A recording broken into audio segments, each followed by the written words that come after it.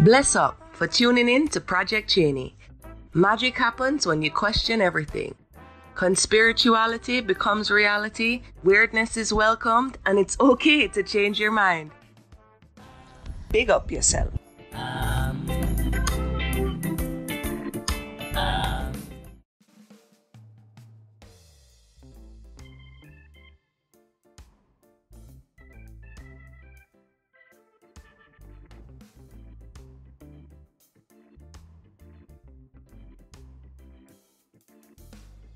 Hey, you guys, welcome back to another episode of Project Chaney. As always, I'm Chaney, and this week I have the one and only Debra from Debra Gets Red Pilled. But before we get into all that, let's talk about what is on the tip of everyone's tongue. Is it Britney Spears? Nope, it is everybody's old favorite, Afghanistan. Are you kidding me? Yep, this is what we're talking about, you guys.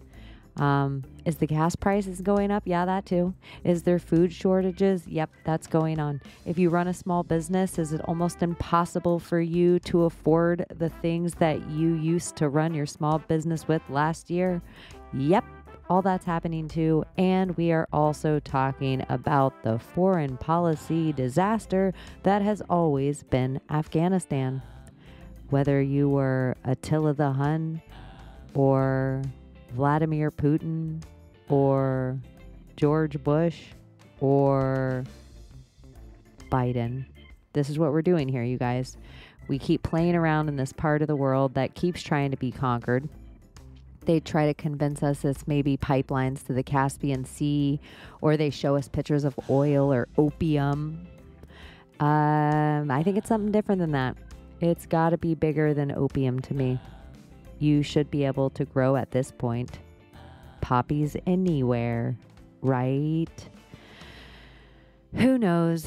It's more wag the dog. And if I can turn to Fox and CNN and MSNBC and ABC and the New York Times and the New York Post and Washington Post and all the people that call themselves conspiracy, truth, or whatever, and we're all talking about Afghanistan, I know that it is a Tiger King and it doesn't really mean anything. And it is all there to try to loosh us, push a fake narrative, and more divide and conquer, more shit that can affect you, so you don't get off your couch and actually do something to change your real life.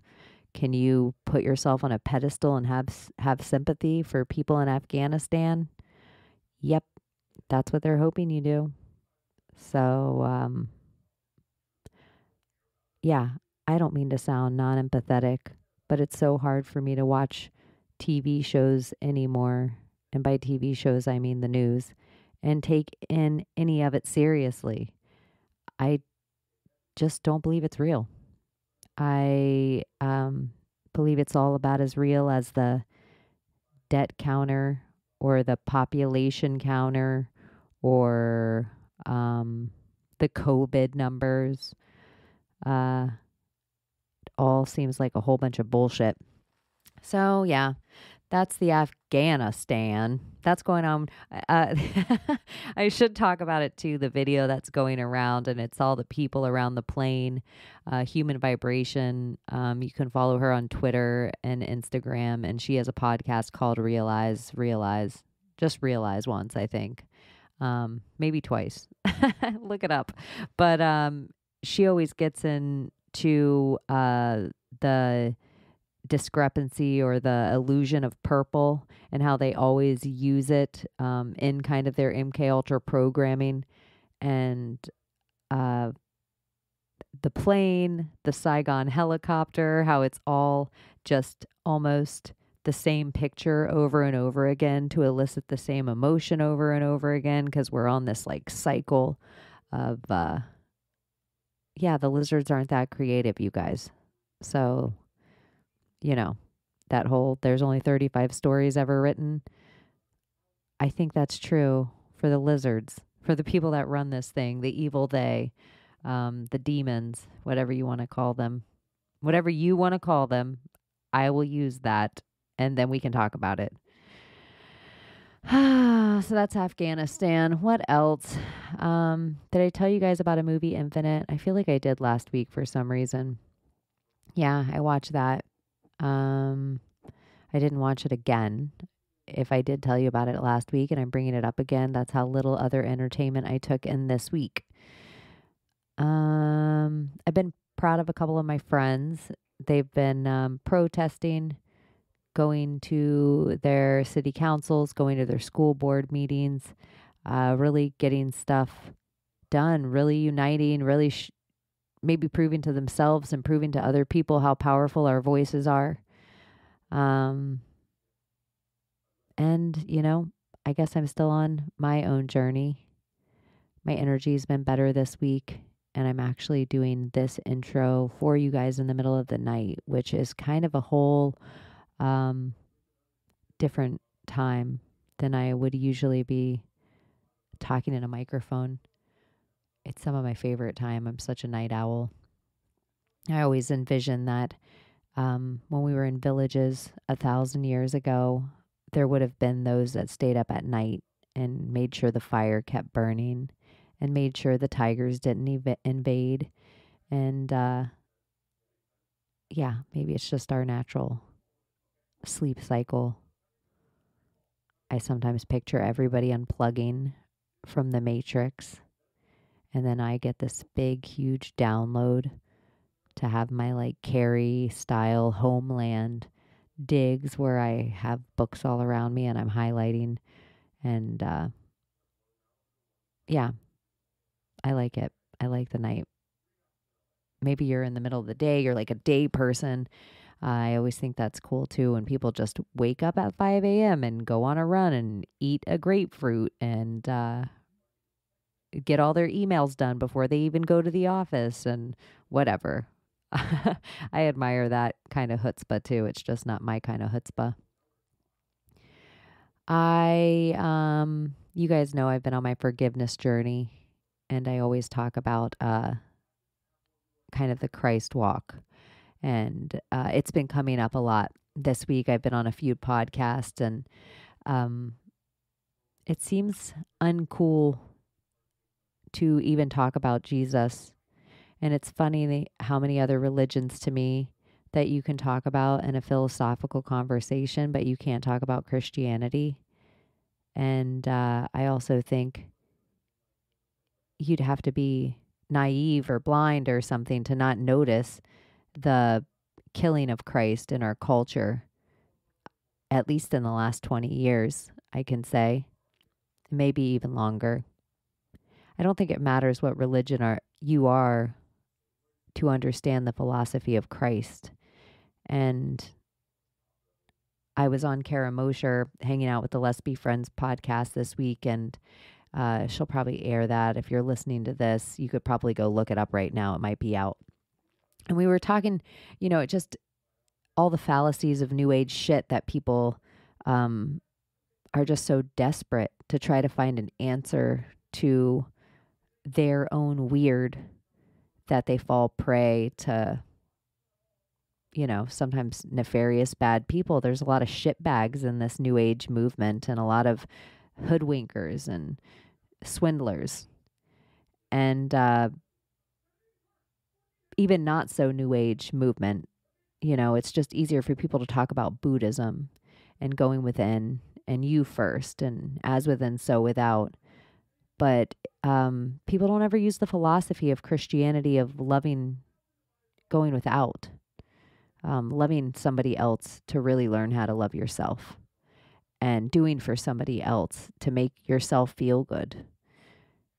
And, it is as within, so without, as above, so below. So I don't understand what the pushback is sometimes of looking at Christ as a philosophy, looking at the church as a philosophy.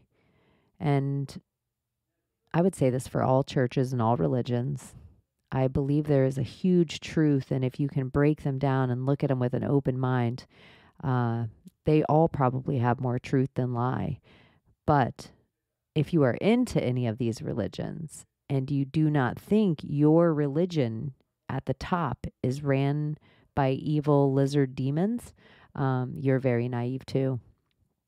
So I don't know where that train of thought really just went. I know I should probably say it here because I'm probably going to end up getting heat about it, but whatever. We're here now. You guys, I don't believe that you should be drinking your piss. I don't believe it's breast milk. I don't believe it. I just don't believe it's needed in any way, shape, or form. You can eat fruits and vegetables. And if you need to pee in something clear to see all the work your good fruits and vegetables are doing to your body, you can do that, but you don't need to drink it. You're divine and you have this whole realm placed here for you with every single thing you need, almost like a dream. Streams and lakes and rivers and waterfalls. And there's even whiskey and Coca-Cola and shit. You can grab an udder and squeeze it over most animals and get some milk. If that's your thing, you can grind most nuts down and also get some milk. If you say milk like milk. I just don't think you need to be drinking your urine. And I think it's okay for me to say this without really pissing you off. No pun intended. Don't mean to piss you off. Well, if you're pissed, just go drink it. It'll be fine. So if you're pissed or triggered by me saying this, then just be grateful that I actually made you pissed, and I eat more fruit than any other person I know. So go drink your urine about it. I don't know why I had to say it here. I don't even know why I felt compelled to bring it up right now, but I just think you're a beautiful, divine creature, and I don't think you need to eat your earwax. I don't think you need to shove your face in shit. I think if you're a wonderful, beautiful mother, your breast milk is maybe one of the most healing liquids, most generative liquids, maybe the most just growth fuel on the planet. And that's amazing. And it's okay, men. Your pee isn't breast milk. That's okay. Okay, we can move on from that. Oh, shit. Oh, my gosh. Where do I even go from that? I shouldn't even have done this intro. Poor Debra doesn't deserve this intro. I should give her a big, huge Trump intro. Just kidding. But it is interesting to me that Trump has been on like 3 interviews in 36 hours talking about the disastrous Biden administration. And everybody knows that I am a fan of Donald Trump. But I do not get down with anyone talking about vaccines. I don't care who it is. I don't understand it. Casualties of war thing, I don't know. I have no excuses to be made, and I'm not even going to try to. So, yeah, if you're somebody that listens to me and you're like, about Chaney, what about this? And Chaney, what about that? And Chaney, what about this? If you're it is always the one I will always give you. I have no excuses to be made about the vaccine talk. I think it's ludicrous. I think it's DNA changing. I think they want to own every part of who you are and what you are and your free will. And they want you to be so scared that you need to go get your booster every so often. And maybe on Wednesdays, if you do, they'll let you take your mask off. And maybe if you're rich enough to eat in a restaurant, you'll be able to eat without your mask on. And maybe if you're rich enough to have a drink on an airplane, you'll be able to have your mask off. And maybe if you're rich enough to afford to speak today, then you can take your mask to have an opinion. And yeah, the vax mask thing, it's all one and the same. to me. It's for me personally, it's all my free will, and I can't do either of those things. I will never stick a swab up my nose. I will never wear a mask, and I will never get a vaccine, and I will die on those hills. I will FEMA camp. But I will fight. It will not be painless for whoever tries to be the one to take me down. And I am also not naive enough to think it would actually be that hard. I mean, really, I mean, it's like one cattle prod, bzz, I'm done. They just drag me in, they vax me up, and then I'm just sitting there crying in my chair, like 1984 Orwellian nightmare. Okay, but that's not why I'm here. And this is still not getting to be any of a better intro for Debra. We still have the Maricopa coming up. I don't even know if it is Maricopa County anymore. I always get words a little like one letter off. My mom does that too. It always used to drive me crazy, and I do it now. Yeah, so those election results should be next week in our hurry up and wait game. Afghanistan, I don't even have a list today. I'm just freeballing off the top of my head. I don't know. If anything else comes up, I'll totally just talk about it. Let me just talk about Debra for a little bit. Debra Gets Red Pilled is a really, it's a great conspiracy show to introduce you. If you're a conspiracy theorist and you have a friend who isn't, and you want to hear educated people talk about whatever conspiracy it is, from anything from flat earth and the moon landing to vaccines to 9/11 to Sandy Hook to Alex Jones to probably, dinosaurs. I don't know. They go into everything.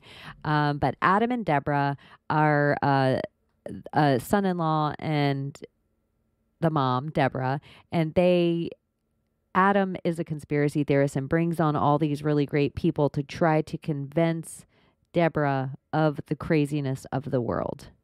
And it's just a really, I know this isn't like a great word to use in conspiracy, but it's just such a really cute show, and it's endearing, and they really love each other, and you can feel their family unit and their vibe. And she's just so open-minded, and it's wonderful for me in my existence of trying to get rid of my cement shoes and my ideas that, so much of our ego goes into our ideas. And when you study something for 40 hours and you think you got it all down and you've talked about it for 10,000 hours and you've set your reputation on it, and now you get one more kernel of advice or one more piece of information, and you're like, holy shit, all that was wrong. Some people can never step away from that.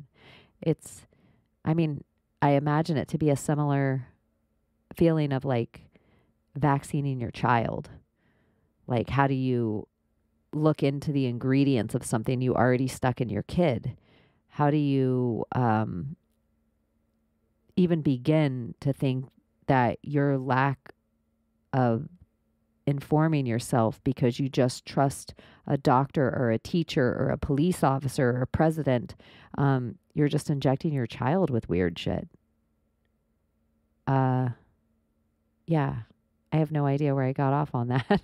I'm gonna have to rewind and look, but I think it was just about the idea of cement shoes and how much we put our ego and time into things, and so we don't ever want to change our mind. And so maybe sometimes we get to an age that we consider an age that we don't have to change our mind anymore. Or what is there possibly to learn? I already lived my life up till here, so what does it even matter? And I guess just the really wonderful thing about Debra is she doesn't ever let anything she doesn't know make her feel silly or feel stupid or feel like it affects her ego or her life any way to learn something new. And it's just really wonderful to watch somebody take in all this information, and it doesn't affect their self-esteem.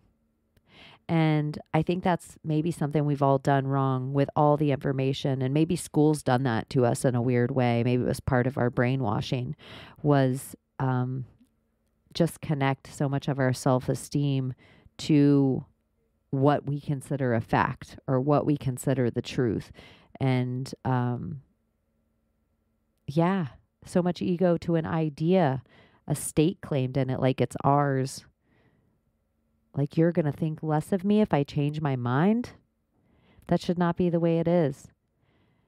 Anyway, I love the idea of you really get to a place of maybe knowing when you realize you don't know anything. And I feel like I'm just getting to an egoic place of like killing my own ego to really realize how little I do know.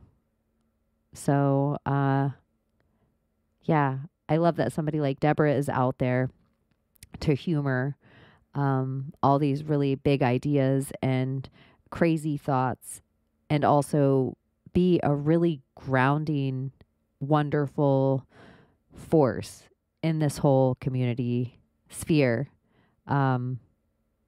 To maybe see sometimes if our conspiracies have legs. Sometimes I was on their show and I find myself talking and, just a simple question of, but who are they? Who are the evil they? Whew. Well, shit. I don't know. Maybe I could start a whole podcast series on the who are they? Like, where do I even begin? Is it Madonna? Is it the Rothschilds? I don't know. So, anyways, I hope you guys are having a wonderful week. I am sending you all of the best energy. And, you guys, here's one thing to check out, and probably everybody already knows it. It's like Yoga with Adrian, except tarot. It's not yoga or Adrian at all. It's just that good. So if you guys are looking for something on YouTube, Baba Jolie, the tarot reader. Okay. You can thank me later. I never thought tarot pulled cards could be so interesting. And she has trinkets and stones and more decks than I have books on my shelf. And check out Baba Jolie's tarot. That is something I did watch this week. And I hope you enjoy the interview of me and Debra.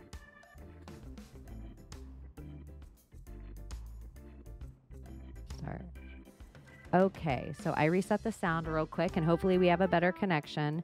And Debra, you were just saying that COVID, your daughters were like best friends, and COVID kind of put a little wedge between them. It's created a little challenge for them, because one of them really believes in the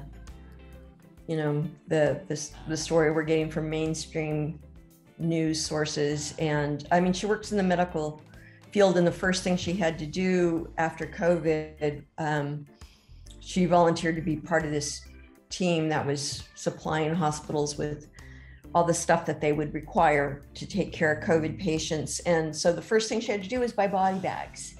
Huh. And I think that, left a... That's traumatizing. Yeah. And, her community, her group of friends, they're all like-minded. They all believe in, the science. I just don't know what I believe. Have you gotten COVID? Have I gotten it? Mm-hmm. No, I have not, although I know people who have. Yeah, me too. Yeah. I haven't gotten it either. But I know people who have, but then I also don't know one person that's gotten the flu or cold in a year, which is crazy. Uh-huh. Yeah, I don't know if it's because we were all quarantined or what, but we haven't heard anything about any flus or anything like that. Yeah. Did this whole thing surprise you, how quickly everything kind of shut down? Yeah, looking back, I mean, it seems so long ago. It seems like we've been living like this forever now, but yeah, it did change like overnight practically, especially when things started locking down and people got really afraid. Yeah, I just keep wanting it to be over, done, never happened, bad dream. I just don't know what to make of it. I know it I feels did like get that. a shot. You got one? Mm-hmm. The Johnson and John. I don't know enough. I just know that Johnson and Johnson's the one, right? And then everything else is the two. Yeah, my husband and I both got the Pfizer shot, and I just don't know. I mean, if I was a young, I'm glad I'm not a young person right now, because if I, had children to raise or, wanted to start a family, I don't know what I would do. Is there a second dose you have to get of the Pfizer shot? Mm-hmm. And so you didn't get the second dose? I did. Oh, yeah, you got both of them. Okay. Back. Did you get any kind of sickness from it? Not a bit. Mm-mm. Oh, okay. Well, that's good, because a lot of people say they have crazy side effects or whatever. Mm-hmm. Yeah, I got the first one in February, the second one in March, and I've been no side effects that I know of. That's good. I sometimes wonder if, because it is a medical trial, if some of them have to be placebo, like a saline solution. That's a good question. Yeah, it's a good question. I would guess every medical trial has to have placebo. Otherwise, it wouldn't be a trial. And we're under a medical trial because every vaccine before this, I think, is like 12 years minimum before they took it to market. And this one is supposedly, 3 months. Operation Warp Speed. What were your whole thoughts of Donald Trump? Oh, my God. That seems so polarizing for Californians. I really disliked him. I mean, that's putting it mildly. I don't hate anybody, but I do hate him. What about before politics? What about like 1980? Hated him. Even then. Hated him. Oh, I hated him. Pompous, big mouth. Just shut your mouth and go peddle it someplace else. Yeah, no, I really, I couldn't believe that he threw his hat in the ring. I couldn't believe people took it seriously, and I couldn't believe he rallied all these people behind him. I was stunned too. I was stunned. I thought all the real Republicans I knew would never back a guy like Donald Trump. So I was like, I thought it was all like, oh, this is to sell a book or sell The Apprentice. Yeah. I really didn't even believe it. Even in my full conspiracy brain, I did not believe it at all. The wild part. Who was he up against? Well, all the Ted Cruz. Panel, yeah. They were all kind of. Ted Cruz looked like. Do you remember the TV show The Monsters with that little vampire kid? Yes, with the widow's peak. He always gave me the creepier vibes, and then it was almost easy. I don't know how, like. The only dude you could stand next to Donald Trump and make him a slightly bit likable was Ted Cruz. But it didn't work. Did you like Bernie? Yeah, I like Bernie okay. I mean, I didn't think he ever had a chance. But I liked him okay. But then I liked Hillary. What did I know? I liked Hillary once too. But really it was just they had me by the first woman president card. She was she was one of the top best 50 attorneys in the United States before she was even married to Bill Clinton. And it was just like, I didn't get that all the magazines were owned by all the same people pushing all the same narrative of like, oh, Hillary Clinton. And then the Hillary Clinton with Bill thing, it was a weird part of my conservativeness to be like, well, it's good she stayed with her husband, right? Through that whole Monica Lewinsky scandal. Yeah. I don't know. That was a weird time. We were in New York at that time, my husband had gone for work, and I flew, a week later with my two daughters who were in grammar school. I forget how old they were at the time. And when all of this was literally hitting the fan, and we were in line to go to the Statue of Liberty. And a guy with a camera walks up and says, did you see Bill Clinton on the news last night?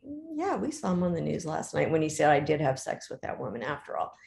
And do you have an opinion? Yeah, I have an opinion. He said, do you want to say it to CNN? I said, sure. What year was this? I mean, I didn't even know what CNN was back then. When was this? Like in the 92 or something? Okay, yeah. So it was a long time ago. And so they interviewed us on CNN. Do you remember what you said?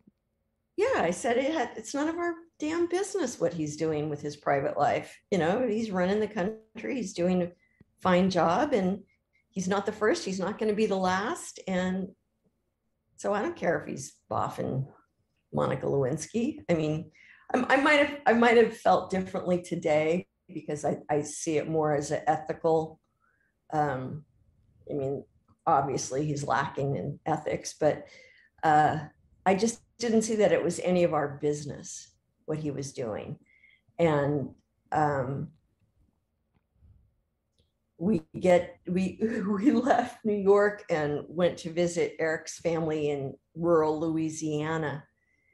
And they were a little surprised, because they were all appalled. Yeah, it was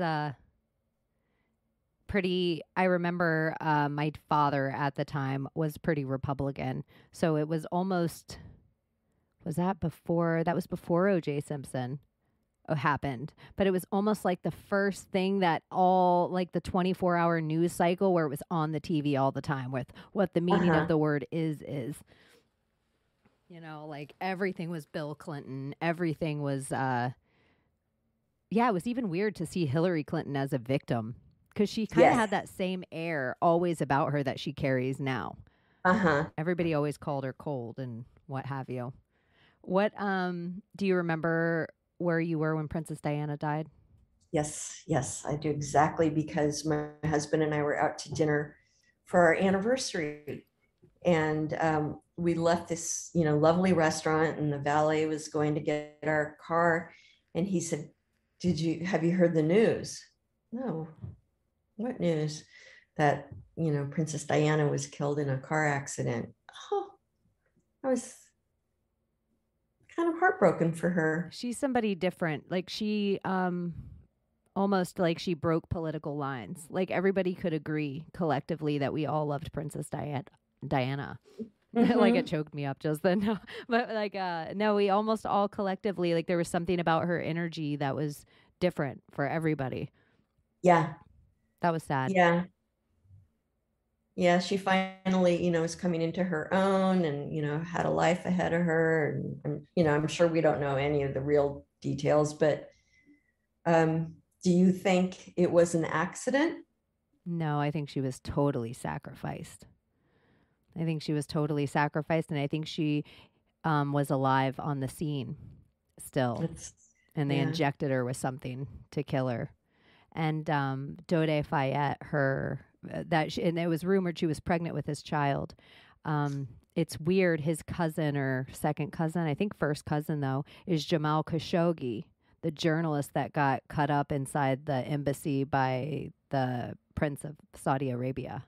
Wow, I did not know that. Yeah, it's weird how all these things attach, that you're like, this billionaire oil mogul kid, and then this reporter, this New York Times celebrated, reporter, are all related. It's just they're all always related.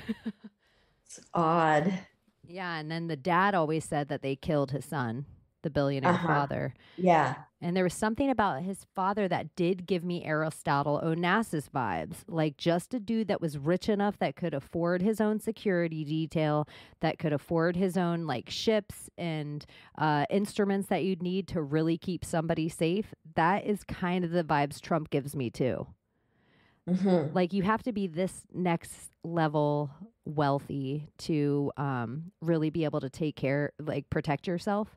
And because Jackie Kennedy's sister was dating Aristotle Onassis for a decade, more than that, forever. So when they killed Robert and she calls her sister and she's like, they're going to kill all of us. I believe, like you're saying, your sisters are best friends. Like my sister's one of my best friends, or your daughters are best friends.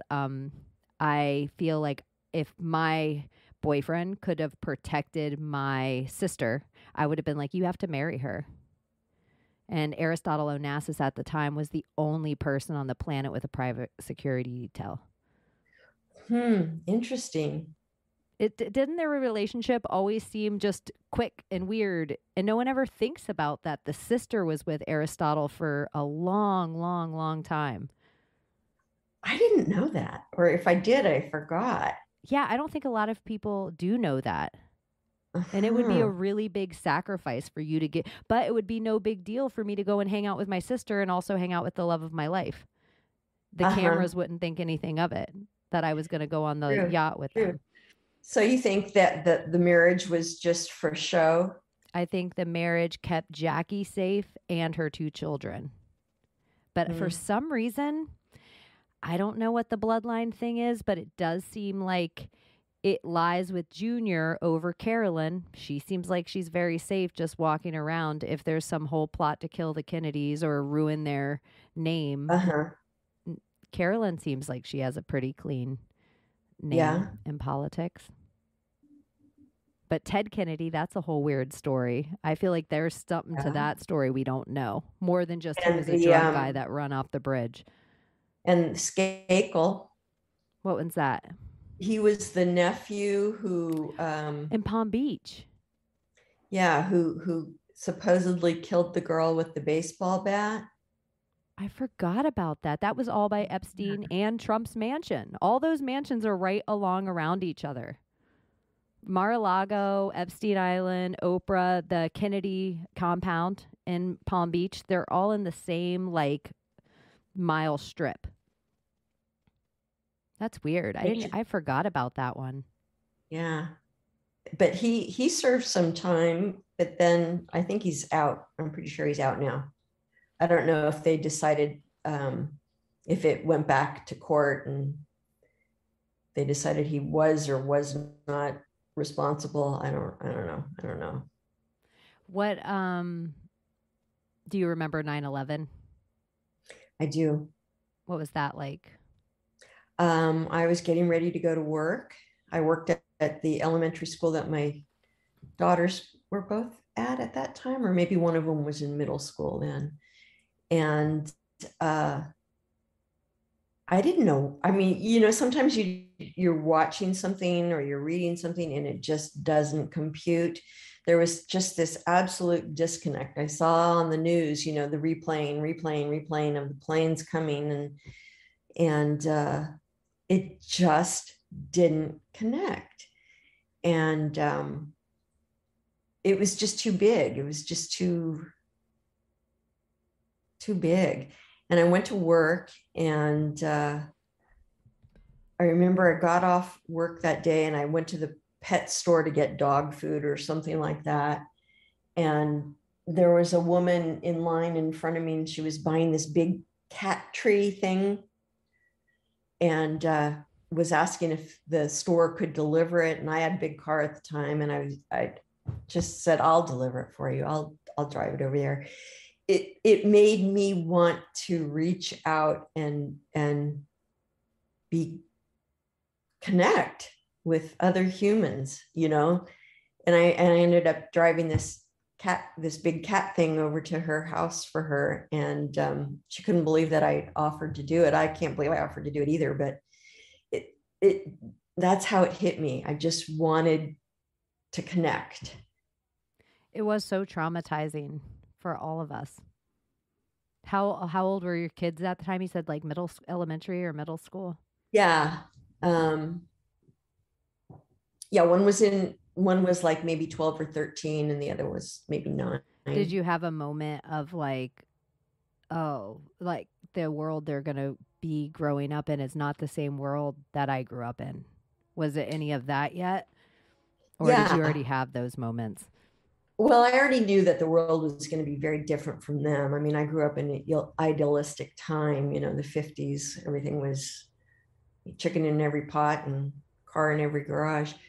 Uh, and I already knew that it was going to be a little harder for them than it was for me. And now, it's just gotten more and more and more complicated and difficult for people. Yeah, I thought Osama bin Laden was, the boogeyman. That's what they wanted us to think. And I didn't at that time have any inkling that there was stuff going on behind the curtain that I didn't know about. What about school shootings and all that? Were you ever nervous about sending your kids to school? No, but I was really just crazy about, I didn't want them to play in front of our house without me being in the front yard to keep an eye on them. I was sure somebody was going to come take my children from me. I don't know what that says about me. I don't know why. Like Adam Walsh, did you grow up with that where yes, everyone was going to steal your kid? I can't remember the name of the young girl who was up in the Sebastopol area, about an hour north of me, who got kidnapped from a slumber party. What was her name? Beautiful young girl. Not Natalie Holloway. Not no. Is it the one that came back eventually? No. Okay. They caught the guy and he confessed and took them to where he had left her. But I just didn't want my kids out of my sight. Yeah. I was sure somebody was going to come drive down the street and just grab them and take them. That seems like the scariest thing just for all kids up until a certain age of kidnapped or meddled with or somehow touched that it's going to affect them forever. Mm-hmm. That does that ever leave a parent? Even your Never. daughters now? Well, now, I've grown up, they've grown up, but it's mainly, I've grown up. I cannot control everything. So I have learned to relax and I trust them. They're good people. And, if they're taking risks, I just have to have faith that, they're smart people. And I do have faith that they're, not going to do something stupid. But I don't know how much I want to get into this, but I didn't grow up feeling safe. I wasn't safe growing up. I had a lovely mother and a father who was not healthy. And so I did not feel safe growing up. And that colored everythh. Did you not feel safe around your dad? Was it like addictions or just? Yeah. He was not altogether well mentally and went undiagnosed until after I was an adult. And so he was a scary person to grow up with because he was so unpredictable. Do you think that's where some of your lack of confrontation comes from? Where even though... Oh, yeah. I wanted to fly under the radar all the time. And even probably bringing it up, even though your husband didn't ever give you reasons, but you always just deep down the trauma of not wanting to provoke a dragon. So you're like, you know what? I'm fine. Yeah. I'll just push it under the rug. Exactly. Yeah. And I learned that from my mother. She was the same. For whatever reason, she was very non-confrontational also. We're people pleasers. It's, What's your make sign? everybody happy. I'm an Aries. Oh, okay. I'm an Aries moon. I didn't know. I thought Aries could always stand their ground. I didn't know they were people pleasers. I always am so impressed when an Aries locks their feet in the ground. Yeah, I've never had my chart done, and I don't know, what time I was born, what day of the week. I don't know I don't have any of that information. So I've never had my chart done, but Oh, you that is know, something that you guys should definitely have on the show. You have to, Deborah Gets Red Pilled astrology. I'm always so it's crazy how everything breaks down in such a detailed way that one of my great friends, we have the same exact birthday, but then we have different risings and different things. And I can see the way that we handle some things so similar and then some things are crazily different. hmm What's your husband's sign? he is an Aquarius. Ah, okay. I don't So know what that fire and means. I don't water. know any of the Aquarius. Um, Yeah. am I? What's my wife's a Gemini, and I'm hmm a Scorpio. So we are complete opposites. When you said that, the only thing that would be more opposite than my wife of me would be a Taurus, um, but pretty opposite. Where I like that you're Uh-huh. like you either have to be kind of mirror images or opposites. Yeah. I am Yeah. confrontational. She's not. Sometimes I hmm wonder if it's from my Scorpio or if it's that I'm a middle child. I don't know if it's like just, but sometimes I just can't leave things unsaid.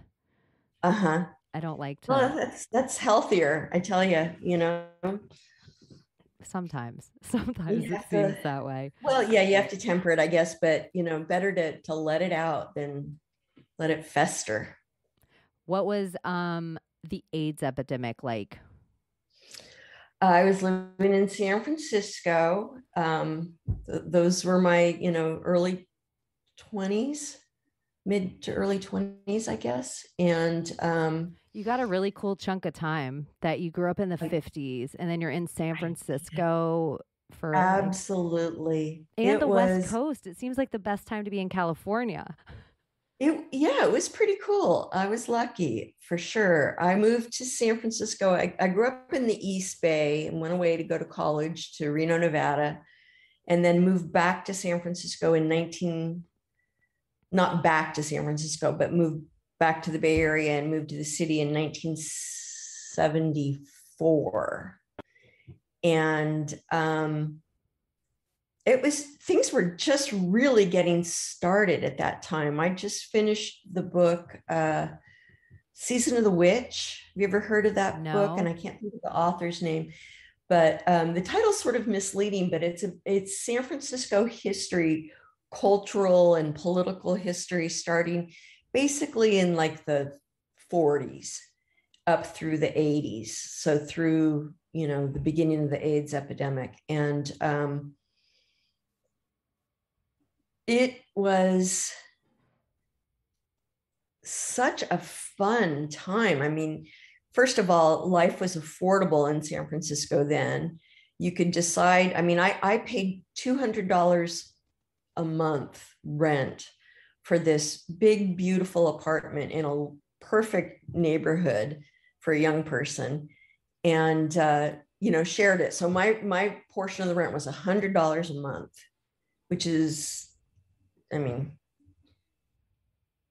unbelievable to me now how different things are and how much more difficult it is. I mean, if you decided, you know what, I'm sick of this neighborhood, I'm going to move, you could go take a walk in an area that you wanted, see a for rent sign, and move in. It was that easy. And so I did that a number of times. So I lived in a number of different places in San Francisco. My first apartment was in Cow Hollow, which is kind of the Marina Union Street, if you're familiar with San Uh-huh, a little Francisco. bit. I wanted to move there once, but it was Yeah. way unaffordable for my like traveling hippie punk self. So Uh-huh. I ended up in Portland, Oregon.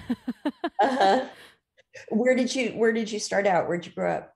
I was born in Palm Beach, raised in Vero Beach, Florida. I went to Uh-huh. college, spent college time in Michigan, um, and That's then a big moved. switch from Florida. Oh, I had such a romantic, idealist idea of the snow. I'd never even really lived in snow. I didn't understand snow. I thought it was like billowy. I didn't think it was. I was like a Florida person, just imagining like jumping through cotton. I had no idea what I was getting into. And then I lived in Los Angeles for a long time, and um, went to Portland. Hmm. I was going to do stand up, and my mentor at the time was like, go to Seattle, because I just didn't have, I was young, didn't have the, uh, just the stage presence yet that I needed. And so he's like, go move up to Seattle, get stage presence, and move back down to LA. And so when I was looking into Seattle prices, I was like, whew, who can afford to live in Seattle? Like it seemed it was more than expensive than Los Angeles at the time.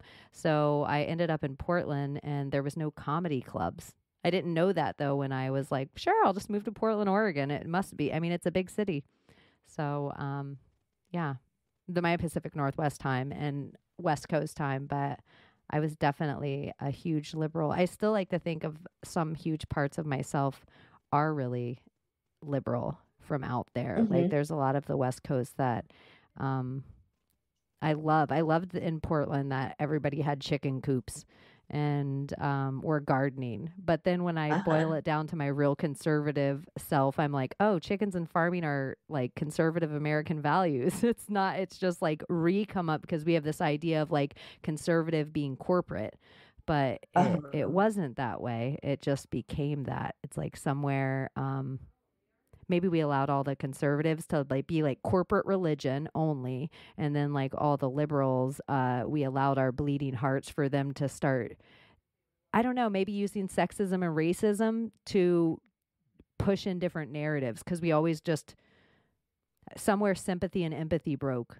So we always wanted to keep ourselves on a pedestal of being like, oh, poor gay people, oh, poor black people, oh, poor trans people, instead of really putting ourselves in the shoes and being like, if I were a black person, what would I need in this lifetime to achieve? And, you know, whether it probably be, you know, education over a handout.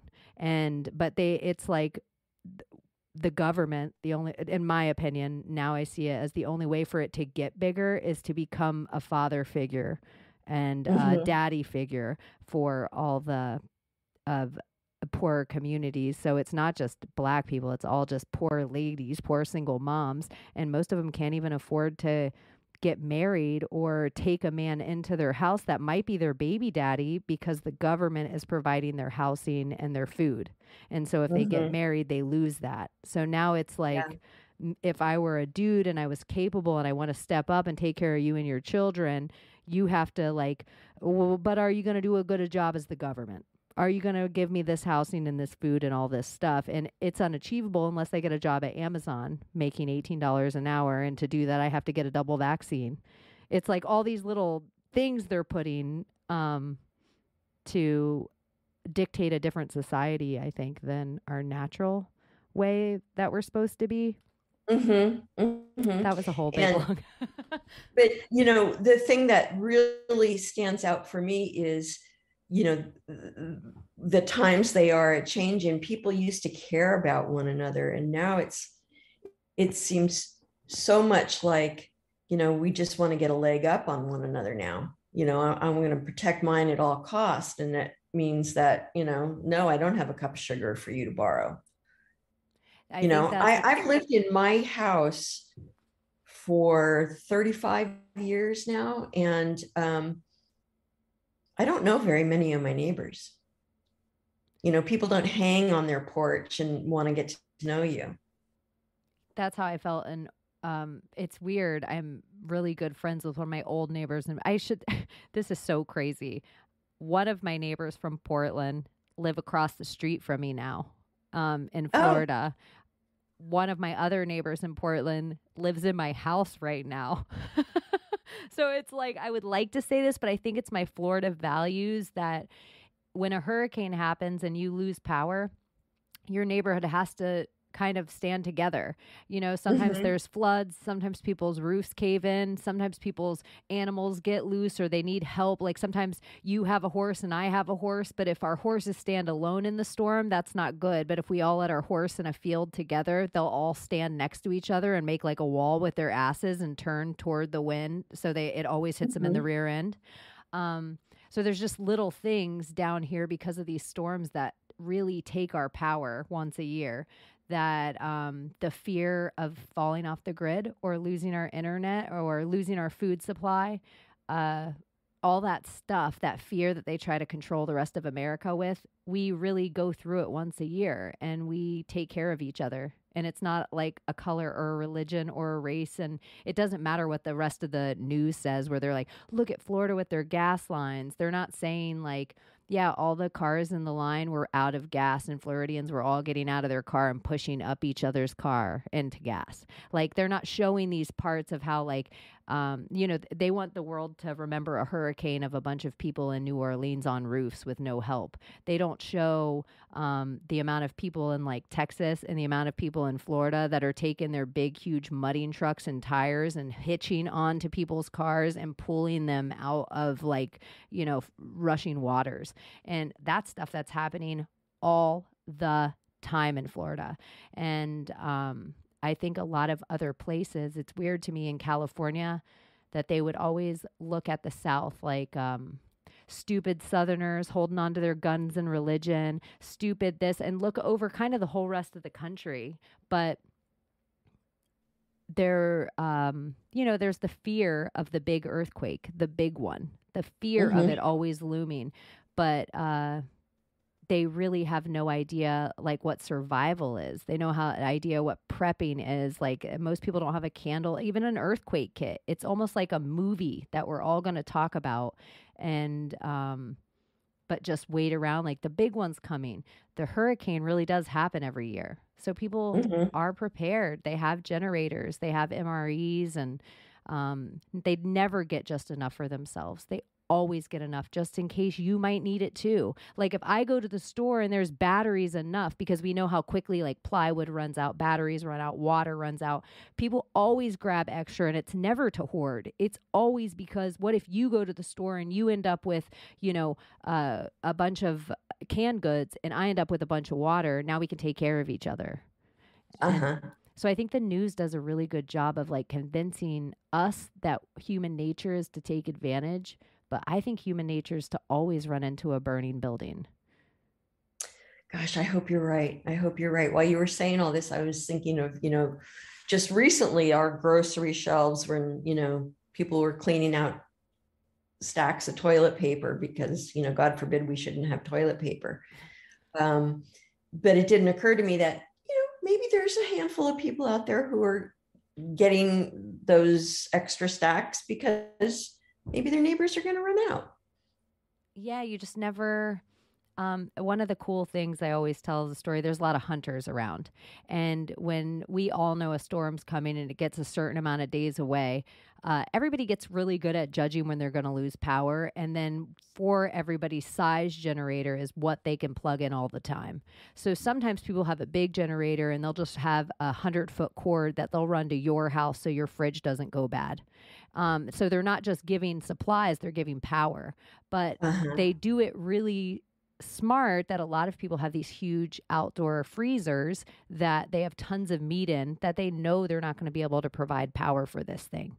So these dudes and ladies will drag their grills out to the middle of the road and have like barbecue fest like you've never seen because the meat's going to go bad. So is my meat going to go Uh-huh. bad and fill with maggots, or are we going to party up? Yeah. And Yeah. so it really is this like communal idea of uh I've seen people break into people's houses to get their animals out because people got trapped and couldn't get gas to get back into town.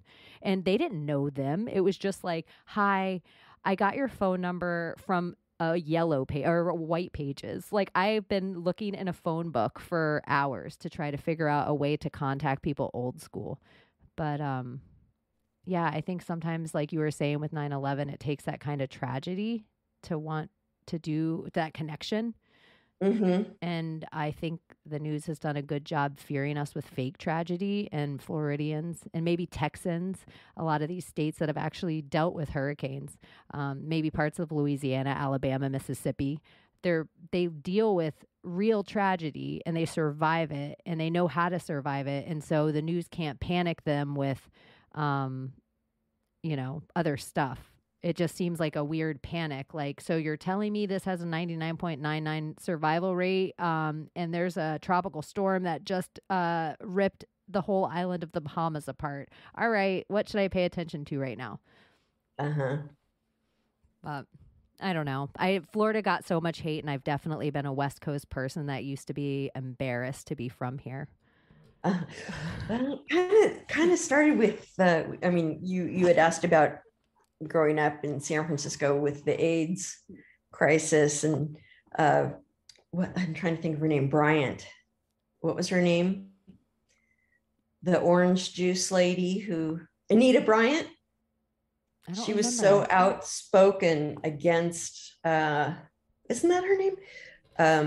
Gays, and AIDS was God's, solution to the AIDS or to the gay crisis.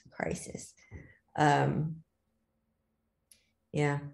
So yeah, growing up and first hearing about the gay cancer, and I mean, all my friends were when I first moved to San Francisco, I worked in a clothing store, and all my buddies were gay men. They were my first male friends. I never had a brother, and guys were just another mysterious species. to me. I just didn't understand. And so having this really great group of friends to introduce me to San Francisco and was just a blast. And was it nice to get to see I mean, not nice necessarily, but the fact that you got to love them and see this huge fight from the inside of it seems special. Yeah. I can remember my first friend who got really sick and it took his life. Younger than me, he was probably like 22, 23. Beautiful. Just, tragic, just tragic. He couldn't talk to his parents. They didn't know he was gay. They didn't want to know he was gay. And so, he died without his family, but he had his friends. Yeah. And yeah, it was meaningful.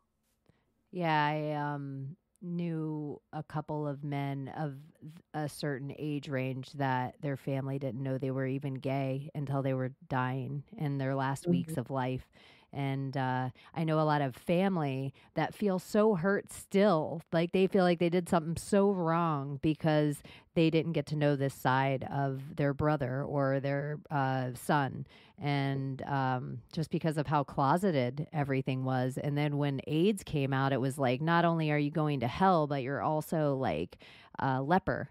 And yeah, it's something in America that I think, as a lesbian of my age, I think the gay men, like the Stonewall, the San Francisco, the Harvey Milk, like if you were to put the cloth of what makes America, and there'd be a whole bunch of things that make this cloth, but these gay men definitely have a place on that cloth that doesn't get talked about enough.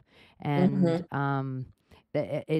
I have a couple of gay guy friends, and they're like late 50s to early 70s, and some of them were like the young Twinkie guy, and back when, and some of them were a little older, but all of them lost every single one of their friends. They're like the one living person in their clique. And even politically, because Dr. Fauci for them is like the devil, and they can't say it. They're being so silenced. And it's just really sad that how close it is in our American history that they were genocided, and they were like beautiful, artistic, like probably like a divine feminine was taken out of our country, what they did to those gay men. And I know AIDS affected a whole bunch of people, but not like it affected gay men. Right. Yeah. I mean, I didn't know anybody who wasn't gay that got sick. I mean, they just didn't. And no one cared, it seemed to, which was extra tragic. Uh-huh. So Yeah. it wasn't even acknowledged, I guess, for a long time. Well, they were, first they called it the gay cancer. And unfortunately, a lot of people who are afflicted, what's it called? Kaposi sarcoma, the lesions. Mm-hmm. And so, add insult to injury, it wasn't invisible. I mean, you knew if somebody was sick because they had lesions all over their faces. Were you ever scared that you were going to catch it just by being in the room or any of these? No. Mm-mm. You remember all the same as it's similar. It's weird that with Corona, and then you look at all the different symptoms of AIDS, but they did that same kind of, you can't be around these people. You have to stay, 6 feet apart from them, wear a mask when you're around them. You can't touch them. You have to have gloves. A lot of healthcare workers were quitting because they wouldn't even be in a room with a gay man. Mm-hmm. So not only were they dying alone without their family and minimal friends, but healthcare workers wouldn't even take care of them. No medical attention at all. Yeah. And their skin was falling off their bodies. Like AIDS was not, it's like even people falling in the streets in China and those fake videos is not even the atrocity of what AIDS really did to people. Yeah. Like, what a crazy time to live through. Super. I was just young and I knew I was gay. And then it was just like, oh my gosh, God wants to kill people, like, because they're gay. Like that's the brainwashing that I wonder how long I lived and played in my own masks just because of the fear of AIDS, Uh-huh. Yeah, I don't remember ever having a concern that I was at risk or anything. And I don't know if it was because, they just they played it like it was only going, if you weren't gay, if you weren't having gay sex, and you didn't have to worry about it. But I mean, I lived with gay men. My roommates were all gay men. So. Did you ever fall in love with one? I loved my roommate, my one roommate that I lived with for a number of years. We knew if neither one of us ever, got attached to somebody else that we would marry, that we'd live out our lives on the porch, rocking chairs together. He didn't die of AIDS, but he did pass away recently. And I was in love with him. He was the best. He was my boss. What was his name? His name was Bill, and he was my first boss when I first started working in San Francisco. And he just, became my brother, my, best friend, everything. Did he approve of your husband? Yeah. In fact, I was living with him when I had my first date with my husband.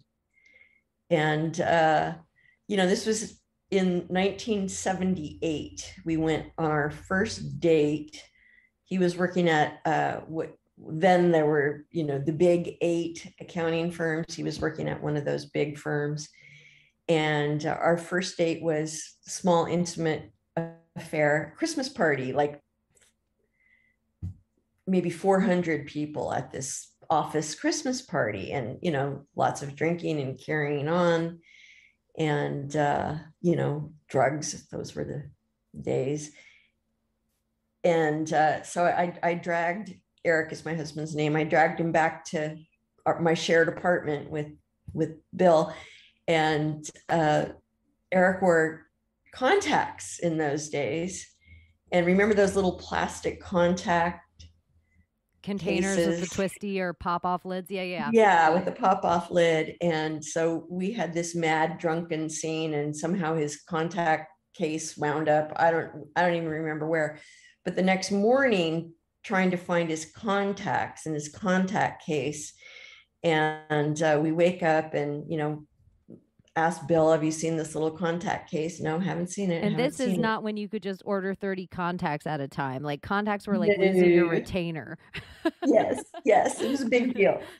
So it wasn't until years later that Bill, my roommate, confessed that he woke up and came out into the living area and saw this crumpled up, chewed up, mangled looking case. His dog had gotten hold of it and chewed the whole thing, just destroyed it. And he just played dumb and never fessed up that his dog had chewed Eric's contacts.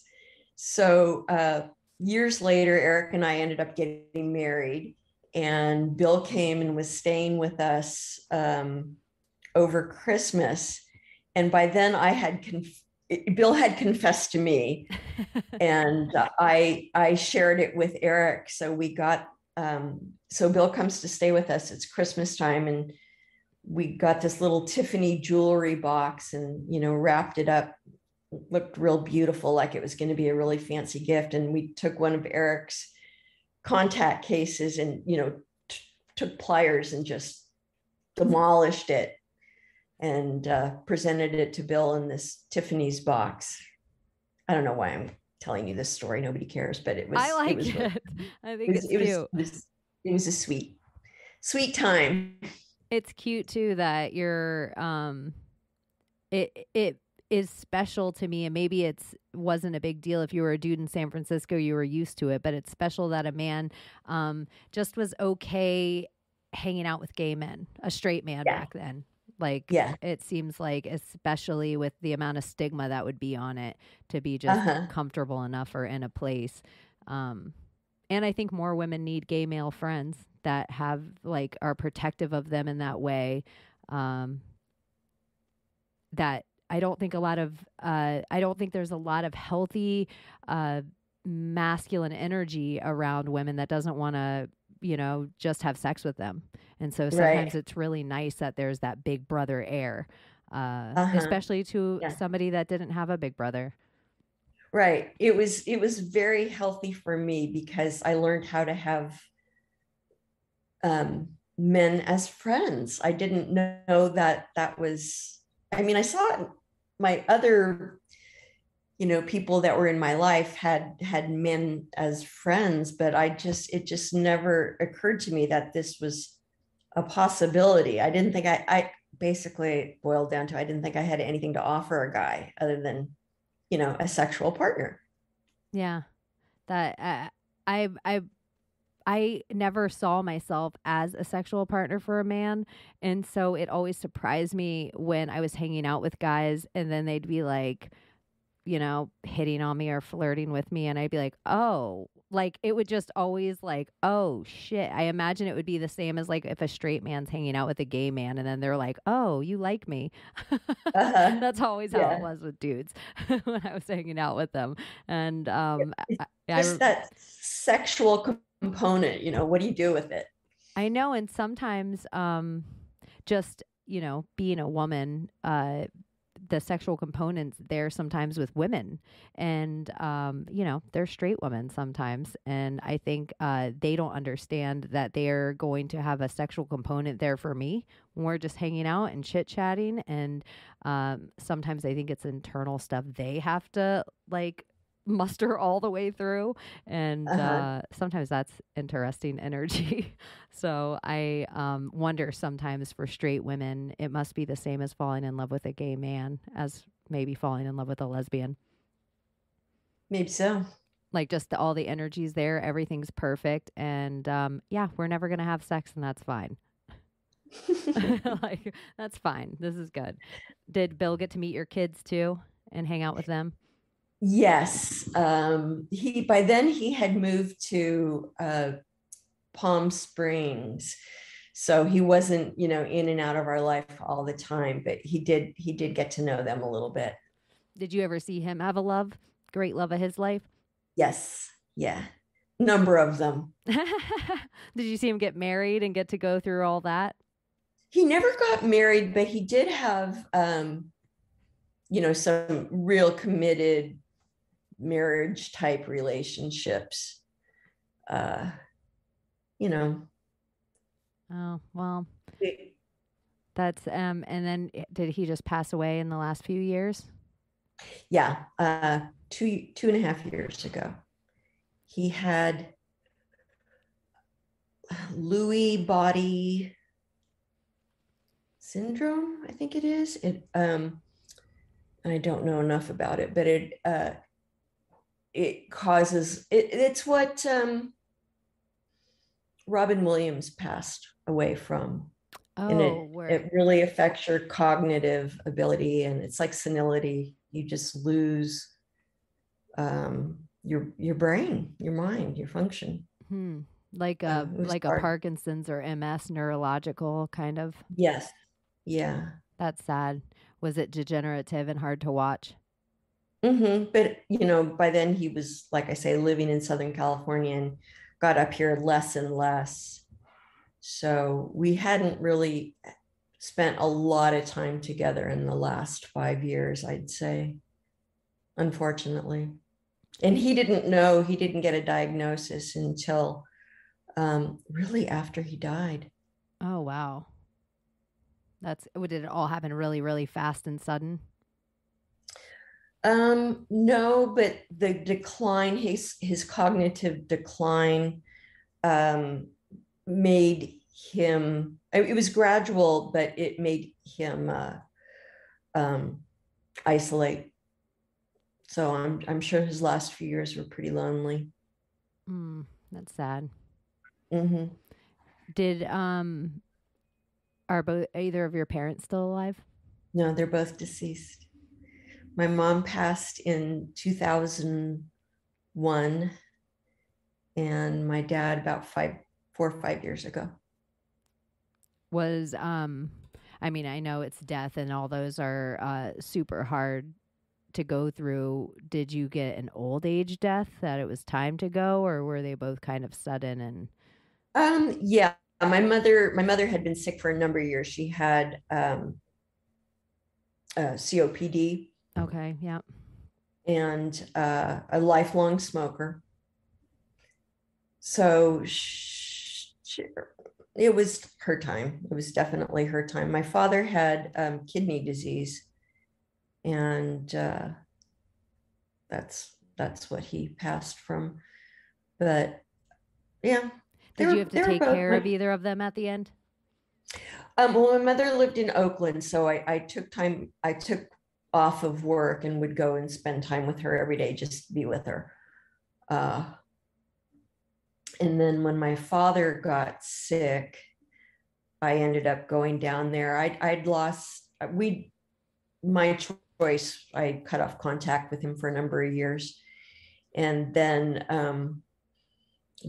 I knew that he had been sick, and I knew that I didn't want to live with regrets. So I initiated contact with him again. And so I was with him when he died. He was living in LA. His wife had passed by then. He was living alone. And so I went down there and stayed with him until he died. Wow, that's kind of crazy that it's like you owe nothing and you feel like this healthy disconnect, but then to make sure that you don't have any regrets later, you do this where it's maybe even less about him and just more about you. It was definitely. I just knew that if I didn't come to some kind of terms with him, find some way to find peace, that I would live with regrets, and it would really, it would just devastate me to live with regrets. So that's a lot of my motivation for my life, I guess, is just to try not to have regrets. And so I went down there, and he did, he owned up to what he had, how he had lived, and, the pain that it had caused. And So, Some validation, maybe. yes. Yeah. I know it's so crazy how much of our trauma just needs a little validation. That's Right. all it is. Just, It's like you don't even need an apology. You just need a no. validation. Yeah. I was with him. He'd been in the hospital and he was being released, and I was taking him back to his apartment. And he's in the wheelchair, and the orderly wheels you down. You know, whenever you leave the hospital, the orderly wheels you down to your car, and we're sitting there waiting for something or other. And he starts talking to the orderly and telling him what a bad father he had been, and how, you know, he didn't, I don't know. He didn't deserve to have you there, being the one right. to pick him up. Yeah. And that he hadn't been a good father. And it was just like, that's all I needed, was to hear him acknowledge that he hadn't been as good a person as he could have been. What is it like to hold your baby in your arms for the first time? Oh, shit. I never wanted children. I didn't think I wanted children growing up. Um, and even when I got married, I don't remember, I'm sure we had a conversation, but I don't really remember Eric and I coming to any kind of like, okay, you know, we are going to start a family, we're not going to start a family. But then it just became part of our consciousness that, yeah, okay, let's start a family. It wasn't this big grand pronouncement or anything like that. It was just, all right, it seems to be the natural progression. We're going to just let it happen. And so when my daughter was born, it's like life began. Which one of your daughters is older? Emily, the one who lives in Oregon. And how much older is she than your other daughter?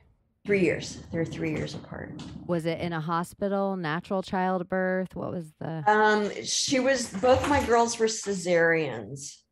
They were both sunny side up, which is not breech, which is foot first, but you know, they're supposed to be face down and they were Sunny face side up. up. Yeah. So it's a long, for me, it was a long, hard labor. Emily was like 42 hours and Avery was wow. 36 hours. And then they were both C-sections. It just, yeah, oh my God. My feet did not touch the ground for years. I was just walking on air, having children. You loved it. It was what you were meant to do. Mm-hmm. Even though I had no idea. I mean, I didn't think I wanted children, but yeah, they still are my life. What are little ways that like kids touch your heart or choke you up that they never know about it? The way they mispronounce words, the way, oh, just everything about them is so delicious. You know, they're just so, I mean, I'm sure most mothers anyway would say the same thing, but having my daughters is everything to me. Do you have a most proud? The most wonderful people in the world. Do you have a most proud moment so far? No. What was it like every day. For a parent to go through your child's first heartbreak? Oh God. You know, they didn't confide a ton in me. Their boyfriends always spent a lot of time at our house. And I saw them through, you know, of course, their high school heartache and whatnot, but they were always strong. So it didn't devastate them, to my knowledge anyway.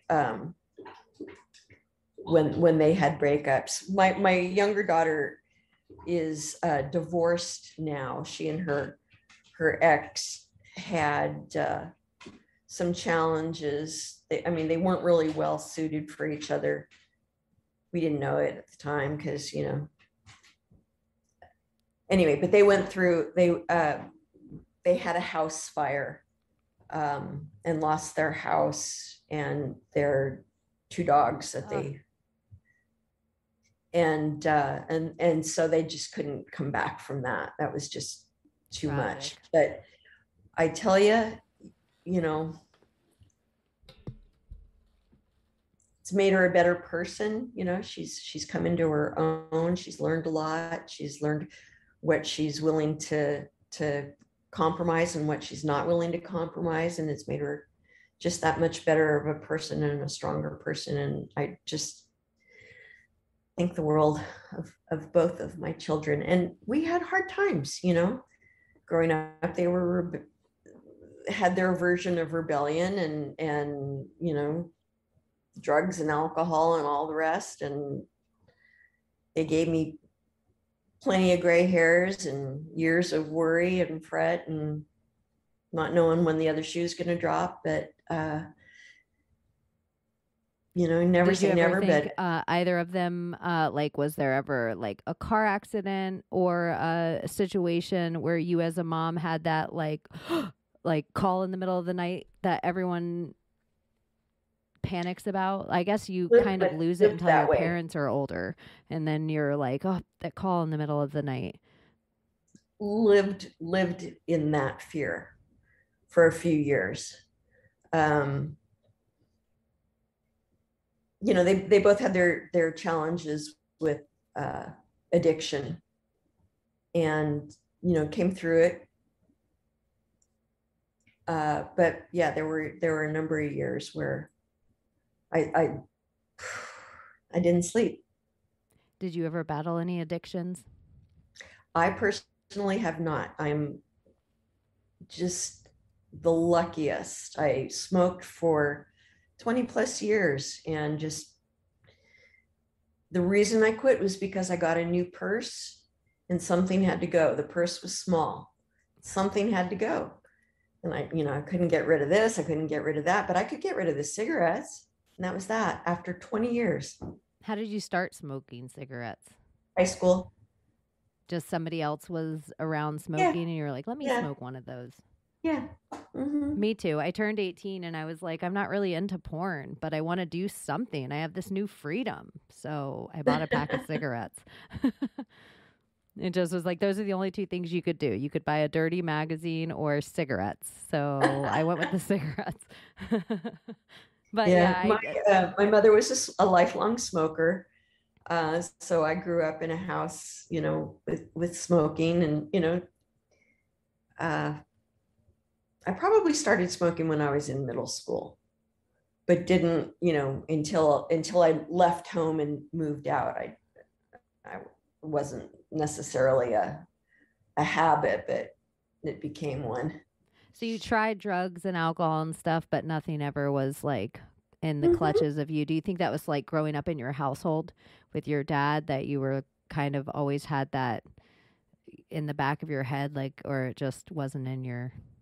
No, I think it's just my genes. I still, you know, I don't drink every day, but I'll have a glass of wine, you know. If there's a bottle open, I'll pour myself a glass of wine. If there's not a bottle open, then I won't, you know. Yeah. So it's just never been an issue with me. It does run in my husband's side of the family. He's been 19 years sober now.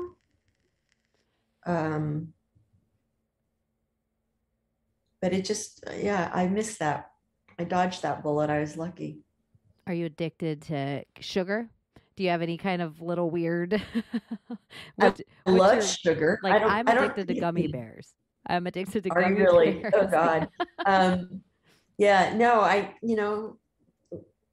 not really. I mean, I have, you know, quirks, like I'll pick my nails or something like that. I'd say that's probably my worst. Was it hard for you to relate to your daughters going through an addiction without that?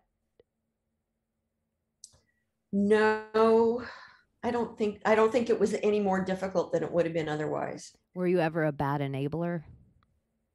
I'm sure I was. Yeah. Yeah, like Yeah. were you ever addicted to their addiction? Like were you Oh ever one God. of Yeah. those where Yeah. it was easy to blame everything on the fact that somebody was an addict in your life? Well, my older daughter, I don't know if I should be talking about her stuff so much, so maybe I won't go there. But we didn't really know what was going on. She was, in college, not living at home, but knew that there were problems. And we kind of buried our heads, I have to say. I should have realized what I was seeing, but she also was diagnosed with a mental health issue also. So I blamed it on that. I said everything that I'm observing is her mental Coping issue, with not, this. yeah, it's not drugs and alcohol. I mean, she was a bartender at the time, Yeah. How deep can you bury your head? But And the lifestyle of bartending. It's not just that you're slinging your addiction. It's that when you get off of work, the only other people that are awake are all people that are slinging your addiction. So it's exactly. a very interesting cycle to be in. And then by the time you wake up every day, all the real people are at work.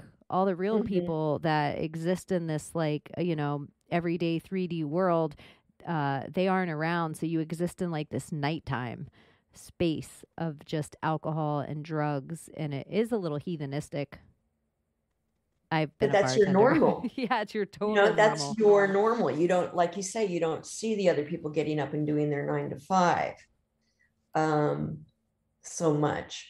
But yeah, I have the utmost respect because she tackled it on her own and decided this is how I'm going to do it. And she, by God, she did it, and she's this happy, healthy person now.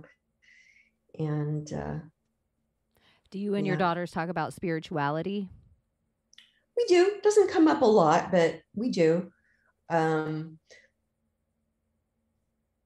yeah, Did you have like organized a religion spiritual is, awakening after organized religion? I don't get, it doesn't get that much of my attention. Do you pray? No, Meditate? because I feel like, I'll put a message out there to Uh-huh. the world, but I don't label it prayer or It I doesn't don't have know. any, there's no organized word that you feel the need to put on it. It's just energy that you're just Yes. putting out there. Yeah.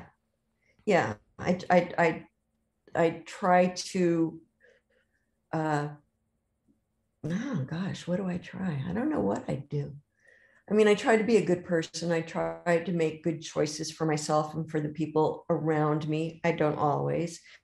I do stuff that, is harmful and hurtful. Um, but I try. Have you ever had an experience that seemed supernatural?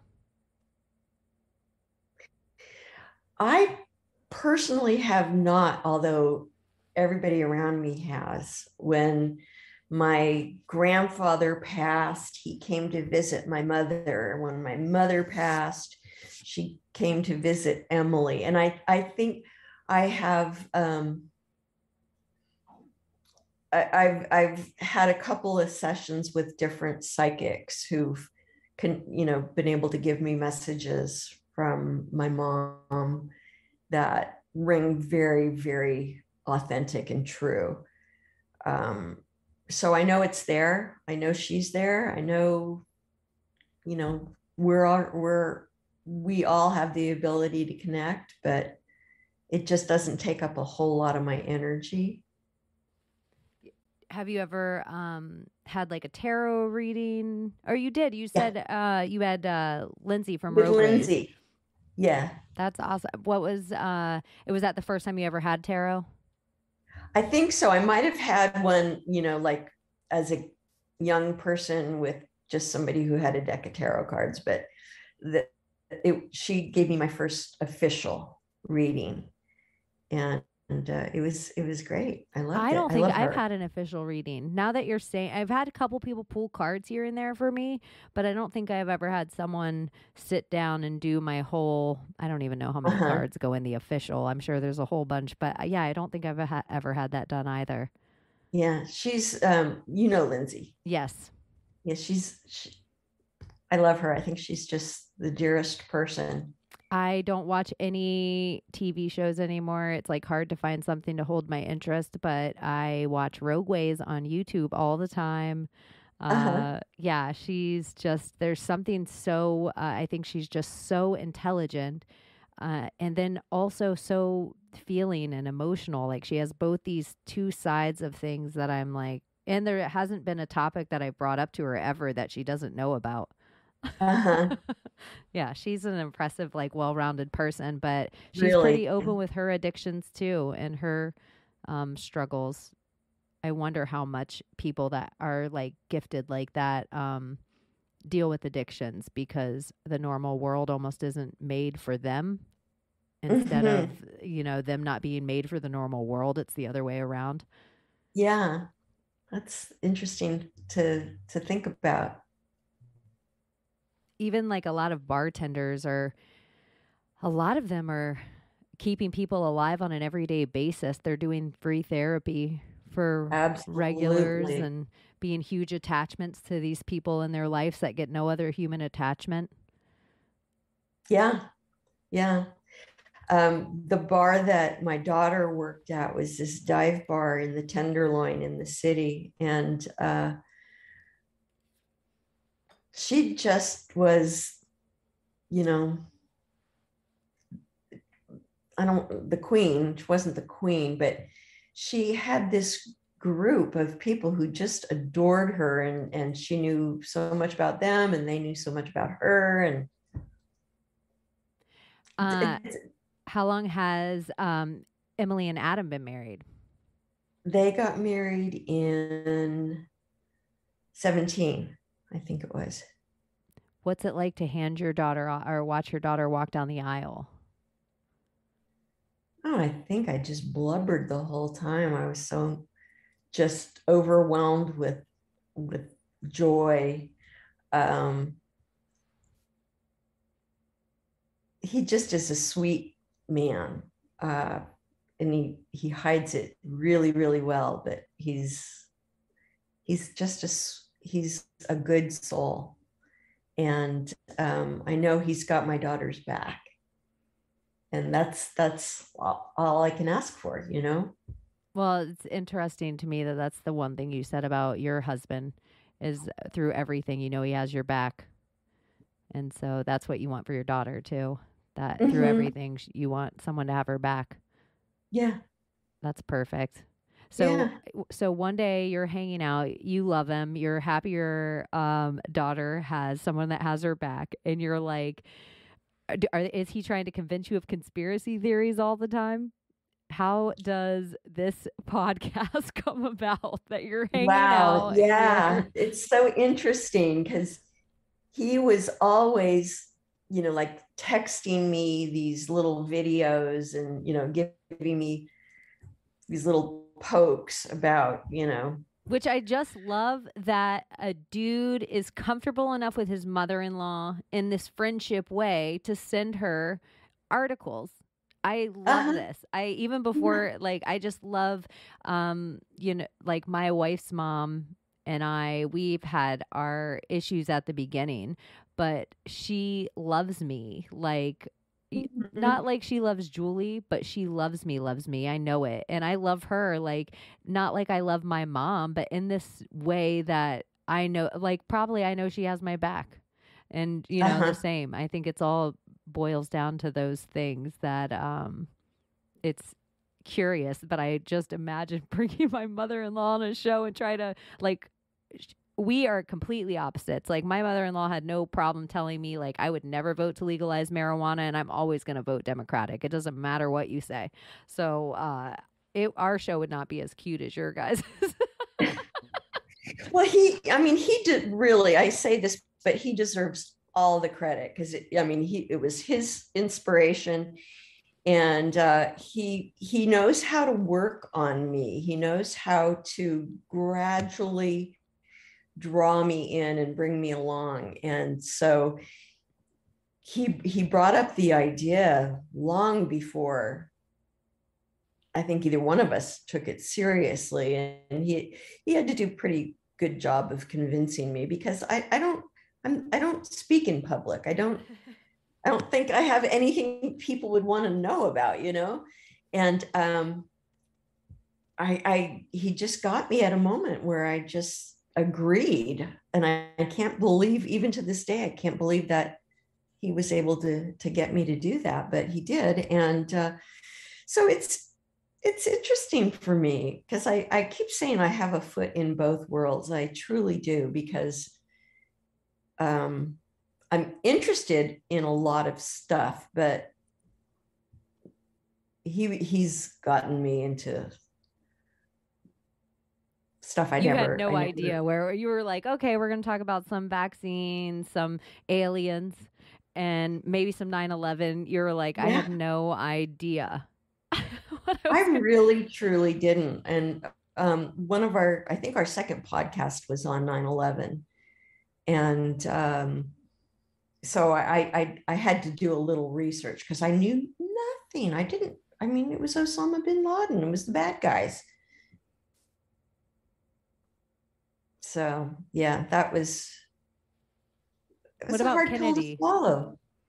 Did you think that was exactly? Yeah, I did. Why would I doubt what my government says? Yeah.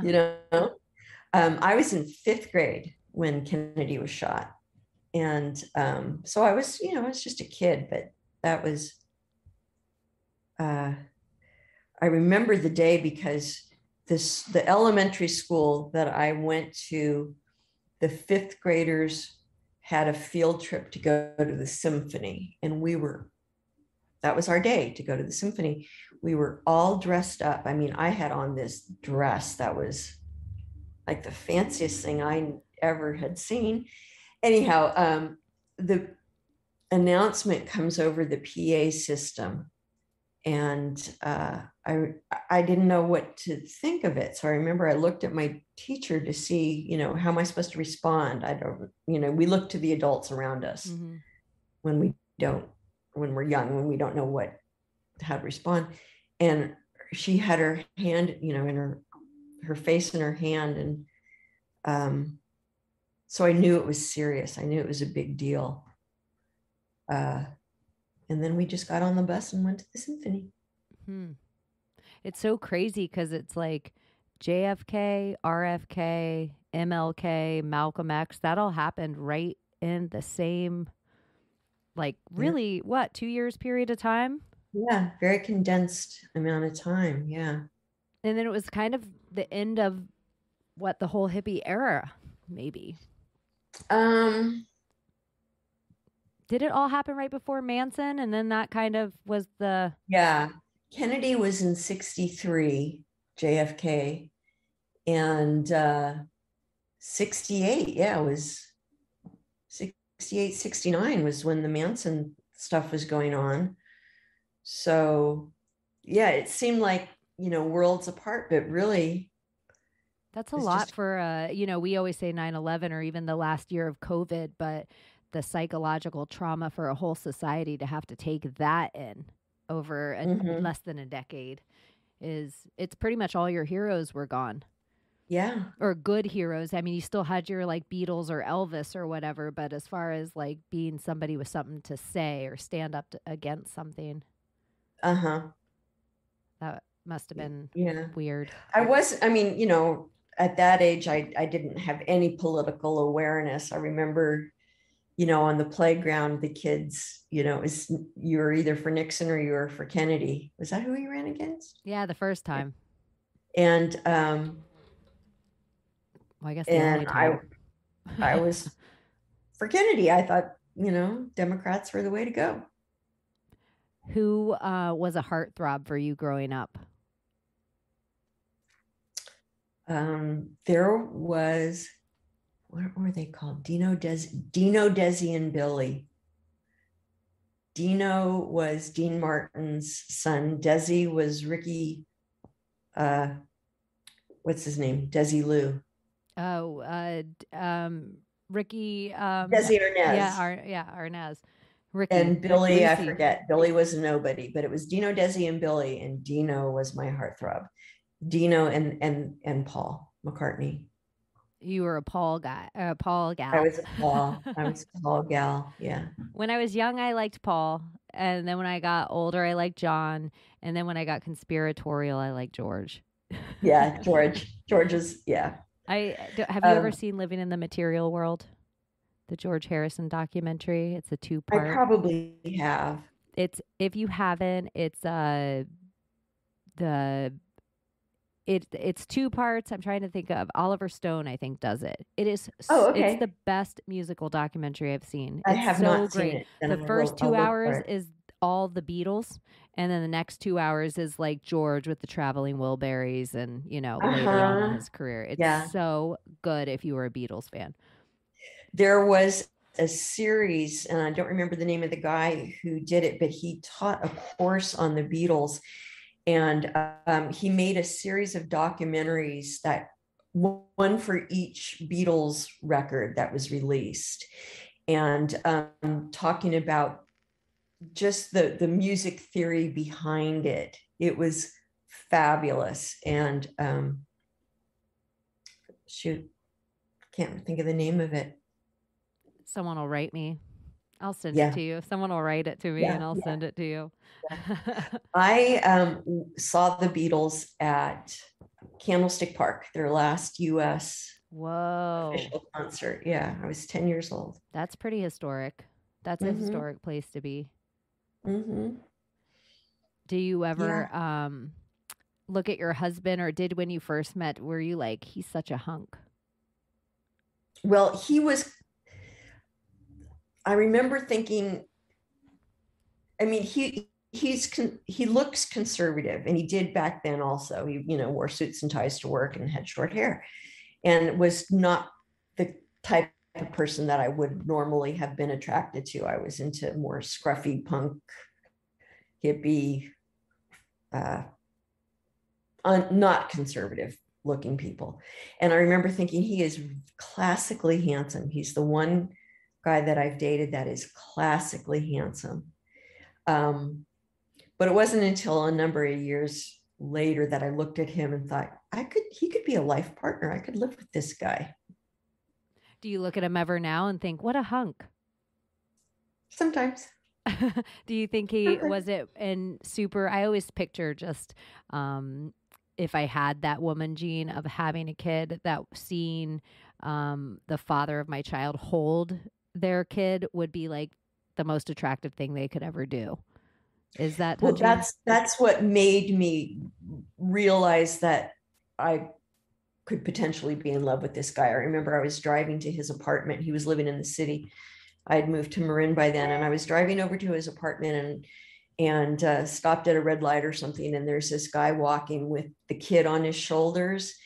And I remember it so clearly, looking at this guy going, that could be Eric. Eric would be that person. And this was before I knew I wanted kids even, but that was a quality that was very endearing to me, that he would be a good dad. Did you ever see him walk with your daughters on his shoulders like that and have that full whoa moment of like, oh? Not that I recall. But I have a photo of him when Emily was a newborn, like maybe home 3 days, and she just cried like a cougar. For the first 4 months of her life, all she did was scream and cry. And he's holding her, and he's on the exercise bike, because they like that feeling of movement, as infants. It's comforting to them and it soothes them to sleep. And he's sitting on the exercise bike, half asleep himself, holding this little baby. So that's probably my moment that year. That's super cute. That's Yeah. endearing. One of my guy friends now, still every night, to get his two kids to go to sleep, he has to put them both in the car and drive until they fall asleep and then get home. And they're both under 6 still, but I'm just like, whoa, how long are you going to have to do that for? But it's that same vibration that I'm like, Yeah. I should tell him you need an exercise bike. At least Well, get your workout. there's pictures of people, putting the little baby bassinet or whatever it's called on the dryer, or the Oh, washer yeah. while it's, just so you have that vibration. But they probably make equipment like that these days. What does your husband think of your podcast? He thinks I'm pretty crazy. What's been the craziest stuff you've heard on there? You've had people try to tell you. Oh, flat Earth. Flat Earth. To me, flat Earth is just a mind bender. I can't wrap my head around it. It's kind of weird how much of it is that makes more sense than globe Earth, but there's something so instilled in us that is like, I'm the same. For some reason, it's easier for me to just go with a simulation theory than just grasp flat Earth. And why is that? Yeah. I mean, well, I don't know if it's because we're just so easily fooled, but I mean, that's a big leap to go from a globe to a flat Earth. And what happens when you get to the edge? And I don't know. I know. And the infinite plane idea. Have you heard anything about Agartha? Hollow Earth? Agartha? No. What's Agartha? Hollow Earth theory. Okay. Yes, I do know about hollow Earth, but I didn't know that there was a term, Agartha.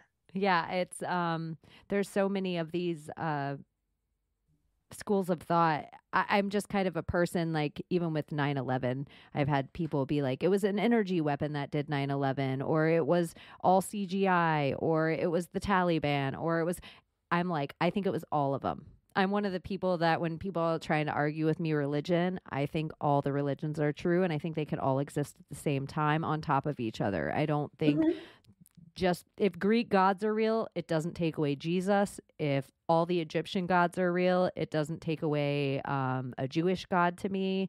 If Mohammed was real, it doesn't mean Abraham didn't walk. To me, everything could just be a piece of. It's just, different names for kind of the same stuff. Yeah. Really? I mean, why can't we just agree that you can call him Mohammed and I'll call him Abraham? Why can't we? Yeah. And what does it hurt so bad with our ego? Yeah. Do you think it matters whether we're on a globe or flat Earth? Yeah, I do. I can't really say why, but I mean, it matters that if we're being lied to. I don't want to have the wool pulled over my eyes. Do you remember in the 1980s, there was like those Time Life commercials that they were like, do you ever think of someone and then they call? Or 50 people around the world all drew an alien face and they drew the same one. And it was like before Unsolved Mysteries, there was like this book that you could subscribe to. And it was all this kind of schools of thought, like, did the Titanic really go down how we hear? And do you remember those? No, I don't. But those were probably the years that I wasn't watching TV, which is unusual. But yeah, I love all that stuff. Even as a kid, I remember looking at a book and it had an illustration of our universe, our solar system, and beyond. And I can remember thinking, but what's off of the page? Is there something containing this, and what is outside of that container? And too big of thoughts, but yeah, sometimes it doesn't even make sense. Even whatever the official version is like, what? Have you heard the official version of how our moon is here? No. Okay, this is supposedly the official version. this rogue planet comes by at some point and hits Earth, collides with it, and knocks a chunk off Earth the size of the moon. And then the rogue planet comes by again and hits this chunk into a perfect orbit. And then it's such a perfect orbit, the moon doesn't get pulled into Earth and collide with it, or it doesn't get pulled toward the sun or out into space. And that's the story of the moon. And I'm like, what? So we're not worried about rogue planets? Like, this isn't the biggest fear in the world, that just a rogue planet's going to come by and side bomb us? I don't know. Happened before. I know. That's. I mean, meteorites that caused the ice age. And do you believe in that we went to the moon?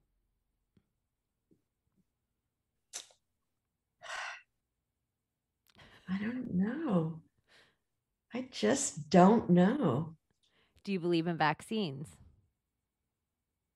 That's such a hard one.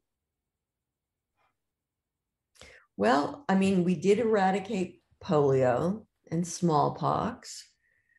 So I think there is potential that they can be good, but I don't know that they are.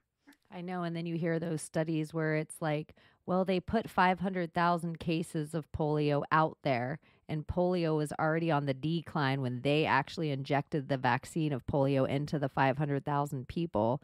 So then the cure rate wasn't really a cure. It was actually they rose the level back up so they could have the decline. Yeah, there's so many of the studies I don't know. And then you look into like Tuskegee and you're like, huh. Yeah. But also with science, you're like, well, you have to do tests on animals at some point, and then you do tests on humans at some point, and then you give it to the public. Is that the way all medicine is made? I don't know. I mean, I just don't know. It does seem like it's all like everything's a big story. That's how I feel like I looked into everything hoping that I'd understand, and now I'm at this place that there's so many veils down. I just am like, what is the point of all, like, what's the point of this election? What's the point of the lockdown and this, like, even the New World Order? If the New World Order and Illuminati and all this, what's the point? So we all work and pay taxes? Like, what's the big point of all of this? To enslave us to think. I don't know what the point is. I brought you here, Deborah, because I want you to tell me the point. The point is, I was hoping somebody would know finally. Yeah.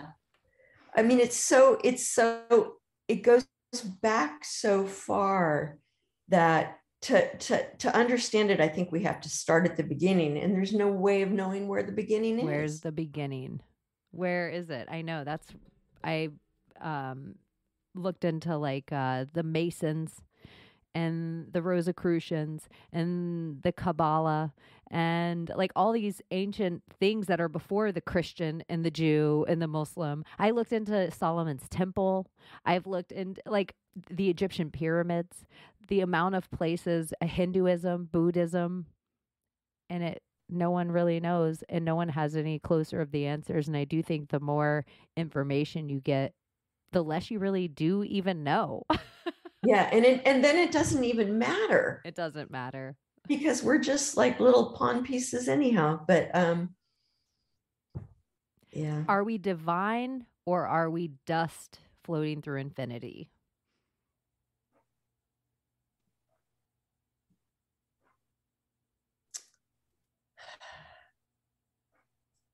Dust. But I hate to say that. I think it's all random. I think we're all random. It just was a wonderful accident. Mm-hmm. Yeah. No past lives. God. No, because I do believe in past lives. I mean, How can we, I'm just a big, I don't know. I know, me too. Have you ever had past life regression done? No. You should Mm-mm. totally try that and see do you have any feelings of maybe something you were in a past life? No, I never have. No, maybe that's my problem. Maybe I'm too new a soul. Don't have enough experiences to. That I used to judge young souls. Now I think, oh, how awesome must it be if you come down once and get it right the first time? Like you Well, don't there need you go. all the other past lives and all the other nonsense. You just come down and you're like, nope, this is it. I got it. Thanks. Human game fun. I don't know. Sometimes I think I was born in the wrong time, like because I don't necessarily want to dive that deeply into finding the truth. That maybe I should have been born, 100 years earlier, where people just accepted things at face value. Of what it was. I mean, even they say right now, if you don't have a TV, you would never even know COVID is out there. And it's kind of that same idea of like, if you were Amish, would you have any idea about this? Yeah. Like, would you even know if you didn't have the fear of terrorists and drugs, all the things we've declared war on in our country for the last 30 years? Like, would you even know all those enemies are out there if you didn't have the TV or paper telling you they were? Yeah. Do you believe in vampires or witches?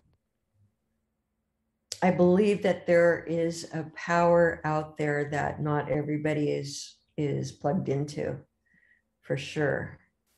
I think there is a different plane of awareness that some people have the ability to plug into. I don't personally, but I think that people do. Do you care to? Mm-mm. I like that you're just open to hearing all these things. Is there anything in the conspiracy world that you're like intrigued by now that you're like, I can't wait till Adam has somebody on to just geek out about that? Well, I love all the crypto stuff. I love all the animals and Oh, the cryptology? I thought you were yeah. talking about cryptocurrency. Oh, sorry. Yeah. No, cryptozoology stuff. Like the That's what it's called, right? Bigfoot and Yeah. the yeah. Yeah. And Dog Man. I never even heard of Dog Man up until just recently. So Skinwalker Ranch. that stuff's all really interesting. That is kind of crazy. Have you looked into the Skinwalker Ranch at all? The one where the Not cows are really. like stripped? Yeah. Um, no, we haven't gotten there yet, but I'm sure we will at some point. But yeah, I mean, just because we don't know it and have it categorized in our books doesn't mean that it doesn't exist. Um, I have no problem with that at all. I love it. That seems fun. Do you believe Mhm. dragons existed? Um, yeah, why not? So you believe in past lives, dragons could have existed, but maybe we're still dust. Yeah, sounds a little contrary, but I don't know. It's like ask me in 5 minutes, and Yeah, I there's may no have a cement shoes on my completely podcast. different. You're free to change your mind here. It's the one place that you don't have to come and like stand like why do you think this? Now I'm going to come out with all this facts of why. I just want to know cuz I think we're all in this kind of broken world right now, and everybody's out there questioning their spirituality. Everybody's out there questioning their reality. Everybody's out there questioning themselves. And I feel like we're all kind of in the same boat, even though our questions and answers might be different sometimes. Mhm. Um, yeah, it's like a weird place, and nobody has any of the answers. And we're not going to get them, and that has to be It okay. has to be okay. Some of them, do you think we'll get any of the answers? Yeah. Yeah. I mean, all the stuff that's going on in the world right now, we may not know it in our lifetime, but the truth will come out. It has to. This week is the audits in Arizona come out. That should be a big thing. What is it? The Arizona audits for the election. That should be really big because that's once that flips, and then Georgia, Michigan, Wisconsin, everybody's doing the same, which should be a whole ton. Also, Julian Assange this week is in trial and could be completely released. Really? Which is a really big, huge thing if he gets to walk out of his situation. There's one more thing. Oh, yeah, the Mike Lindell. I don't know if you've looked into it, the cyber Mike symposium. Lindell, the pillow guy? Yeah. So he's doing a cyber symposium that he took like $5 million of his own money to do his own investigation into the 2020 American elections, and has like exact time stamps to like tons of information coming over from China. And there's this whole a big thing with Dominion is they're like, these machines can only be controlled at source. But a big thing that Code Monkey released last week is they have proof that the machines can be run from an iPhone with a password. So, yeah, Mike Lindell's doing his cyber symposium for 3 days with a whole bunch of speakers there, and it's tons and tons of proof. But some people think that's why the news is regurgitating Kavanaugh again, regurgitating Trump's tax returns again. We're hearing things like Al Qaeda in the news, which we haven't heard in forever. We're the Delta variant, DeSantis, like we're hearing all this stuff come up again because it's almost like the news is out of ammunition. So they're just regurgitating the same, stories. Like, what? Kavanaugh is in the news again? What are we doing here?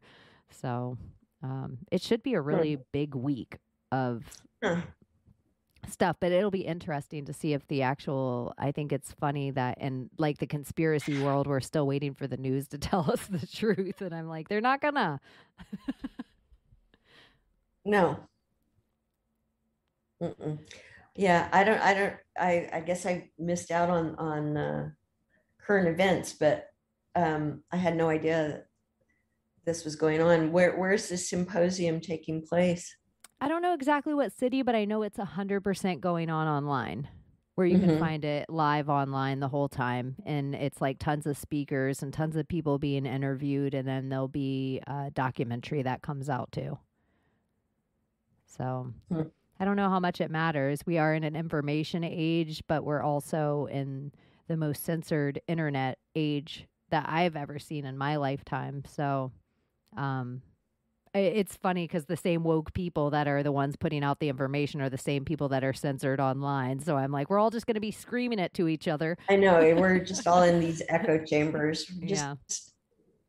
But meeting you, I'm glad my echo chamber got bigger.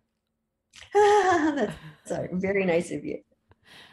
Is there anything that you want to leave, not the kids, but like maybe the 30 and 40-year-olds that they need to help them with their adultness right now in the state of the world? Does Debra have any advice for us? Be human, Xers? be good to each other. It's so easy to be kind, and it takes so little energy to accept one another and lend your hand. Drive people's cat towers to their houses. Exactly. But it is that kind of little thing. But you get so much. I didn't do it necessarily to help her. I did it because it made me feel good to help her, and I think we're so busy just, clinging and grasping onto all our little straws that if we'd give them away, it would be so much nicer. Maybe even like going and being with your father at the end of his life. Like it's that same, like it wasn't about him. Like it wasn't about the lady you were driving the cat tower to. It was like those little things when you just give, it really is for you.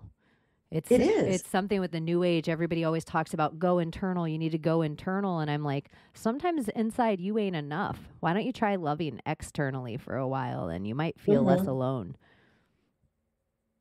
Yeah. Just, forgive and accept. And then you'll get that much further in your life. I love You'll it. feel better.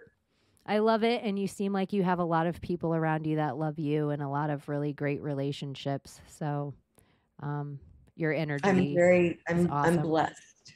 I'm blessed. Well, you bless a lot of people too. I'm sure they're all very grateful to have you in their lives. So how can everyone find you, Debra? Plug anything you want. Well, Debra Gets Red Pilled. We're still plugging ahead with that, and you can find us at all the normal podcast places, and on YouTube. We haven't gotten kicked off yet, but we're working on it. Perfect. And I will drop all the links so you don't even have to stress about that stuff. And awesome. It's been wonderful hanging out with you. You're so kind to give me your time. I appreciate it. Oh my gosh, I hope you'll come back and hang out with me again. I think the world's going to be getting a little crazier even before like Thanksgiving and Christmas, so it'll be funny to see. And you're going to get 10,000 more topics. You're going to know about more flat earth stuff. Like this time by like Thanksgiving or Christmas, you might be like, okay, I'm a flat earther. Yeah, really. I'm here to convince you about flat earth, and I am here to tell you about my past life regression. And then I've seen the light, and praise the Lord. And I'm a huge Trump fan. No, that won't happen. All right. Well, thanks for hanging out, Debra. Thank you. Thank you. I do appreciate it. All right. Bye-bye. So she has been Chaney, and now she's off to smoke a blunt. See you next Tuesday, you fucking cunts.